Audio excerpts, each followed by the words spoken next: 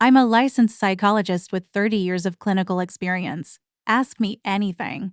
I've spent my whole life trying to be good enough for everyone. Now I don't know who I am when no one is watching. Is it possible to lose yourself permanently? No, of course not. When someone asks me this question, I don't hear it as a philosophical thought. I hear it as exhaustion. I hear decades of effort, self-control, adaptation, and quiet self-erasure condensed into 3 sentences. So let me answer you as a psychologist who has been in this field for 30 years, but also as a human being who has sat across from thousands of people asking some version of this same question, often with tears they apologize for, or with a nervous laugh, or with a calm voice that hides how frightened they actually are. No. You cannot lose yourself permanently, but you can lose contact with yourself for so long that it feels irreversible. And that distinction matters more than you think. Early in my career, I believed that people who lost themselves had experienced something dramatic: trauma, abuse, catastrophic loss. And sometimes that was true. But over time, I began to notice a pattern that didn't fit that narrative at all. Many of the people who felt the most disconnected from themselves were not the ones whose lives had fallen apart. They were the ones whose lives had worked. They were dependable, capable, thoughtful, empathic. They had relationships, careers, families. From the outside, nothing was obviously wrong. And yet, when the room got quiet, when no one was asking anything of them, when no role needed to be performed, they felt hollow, undefined, almost unreal. One woman said to me, "If no one needs me, I don't know why I exist." She said it calmly. That frightened me more than if she had been crying. When you spend your life trying to be good enough for everyone, you are not choosing selfishness. You are choosing survival. People don't become hyper-tuned to others by accident. They learn it somewhere. Often very early. I worked with a man in his early 40s who described his childhood as fine: no abuse, no neglect, 2 parents, stable home. But as we talked, a different story emerged. He was the emotional barometer of his family. He learned to sense tension before words were spoken. He learned which version of himself kept the peace. He learned that being agreeable reduced conflict, and that being low maintenance made him lovable. No one ever told him, "Don't be yourself," but no one ever asked who he was either. So he became what was useful. That's not pathology. That's intelligence. The problem is that behaviors that keep you safe in childhood can quietly suffocate you in adulthood. When you grow up learning that love is conditional, not explicitly, but emotionally, you internalize a rule: belonging must be earned. And once that rule is in place, you stop asking, "What do I feel?" and start asking, "What is expected of me?" Over time, that second question becomes automatic. It runs in the background of your mind constantly, in conversations, in relationships, in decisions, even in moments that are supposed to be yours.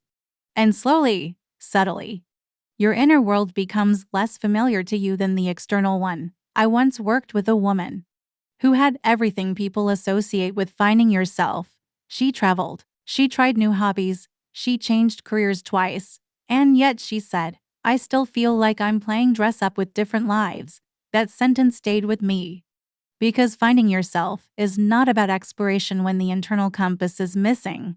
It's about rebuilding the ability to listen inward, and that skill is often underdeveloped in people who spent their lives being attuned outward. You don't lose yourself in one moment. You lose yourself in 1,000 small accommodations. Let me be very clear about something that often gets misunderstood. Losing touch with yourself does not mean there is no self there. It means the self was not prioritized. It means it was interrupted, talked over, deferred, delayed, put on hold for later, and later never came. But the self does not disappear because it was ignored. It becomes quiet. It becomes cautious.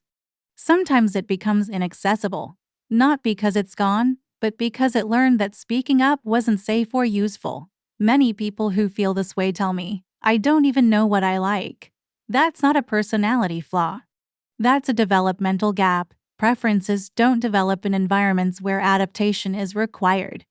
They develop where expression is welcomed. If your early environment rewarded you for being easy, flexible, agreeable, or emotionally self-sufficient, you likely learned that having strong preferences was a liability. So you stop noticing them, not consciously, strategically. There is something I want you to understand, because it may relieve some of the fear behind your question. People who have truly lost themselves permanently don't ask if they've lost themselves. The question itself implies awareness, longing, discomfort with disconnection. Those are signs of life. In my experience, the people most afraid that there is nothing there are the ones whose inner lives were never mirrored back to them. They were never helped to name what they felt, wanted, or needed. So now, when they turn inward and feel uncertainty instead of clarity, they interpret that as emptiness. It isn't emptiness. It's unfamiliarity. Reconnecting with yourself does not feel like coming home at first. That's another myth that causes unnecessary despair. At first, it feels awkward, disorienting, sometimes even anxiety-provoking. I've had clients say things like, "I don't trust my feelings. What if what I want is wrong? What if I become selfish? What if I disappoint people?" These fears don't come from narcissism.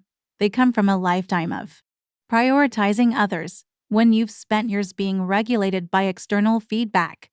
Internal signals feel unreliable, but they aren't. They're just quiet. One of the most important moments I've witnessed in my practice happened with a client who had lived her entire life as the strong one. She supported everyone. She rarely asked for help.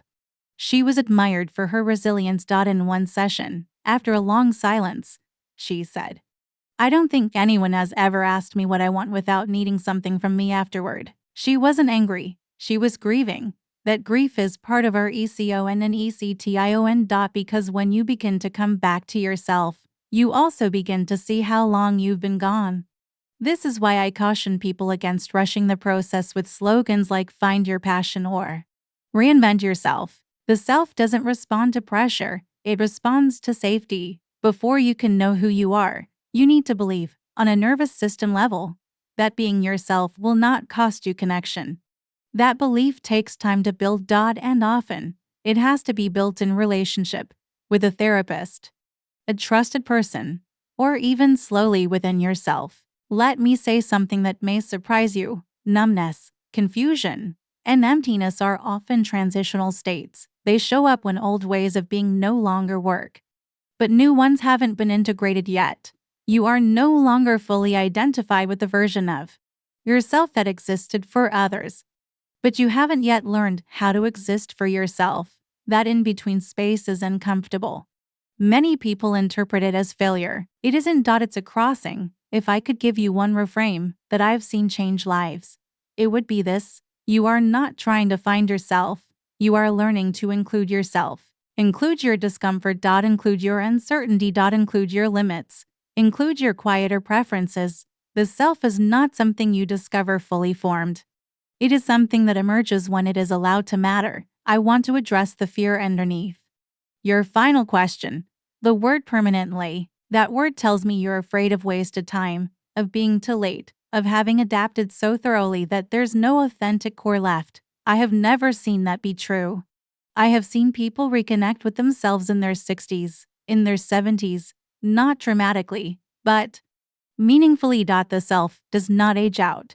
It waits. But I will be honest with you about something difficult. Reconnecting with yourself may cost you certain dynamics, certain roles, certain relationships that depended on you staying small, agreeable, or undefined. That doesn't mean you're doing something wrong. It means the system around you was calibrated to a version of you that no longer fits. Growth is not only internal, it is relational. So no, you haven't lost yourself permanently, but you have lived a long time without being centered in your own life. And coming back from that is not about becoming someone new. It's about finally becoming present. Present for your own thoughts, your own resistance, your own desires. Your own boundaries. That presence may feel unfamiliar at first, but unfamiliar does not mean false. It means you are finally paying attention. And that is where the self begins to speak again.